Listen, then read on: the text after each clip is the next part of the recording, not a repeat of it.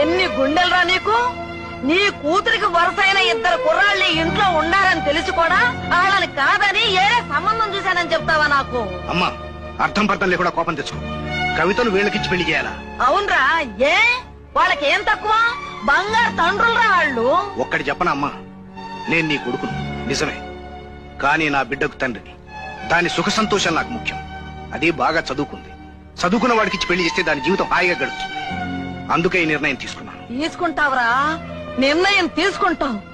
నీ కళ్ళకి డబ్బు పొరలు కమ్మి మేము నీచంగా కనపడుతున్నాం. ఒరే, ఈ పల్లెటూరు ముసల్ది అట్లమ్ముకుని నేను చదివించకపోయి ఉంటే నువ్వు ఈ ఊళ్ళో మట్టి పిసుక్కుని బతికేవాడివి. నీ కూతురు ఈ ఊళ్ళో నాట్లేసుకుని బతికేదిరా, అది గుర్తుంచుకో. అది కాదమ్మా. నోర్మొయ్, డబ్బుని గురించి మాట్లాడకు. అది అశాశ్వతమైంది. దాన్ని చూసుకుని ఎగరెగర పడకు. ఒరే, దేవుడు ఈ చేతేళ్ల మధ్యన ఖాళీ ఎందుకు పెట్టాడు?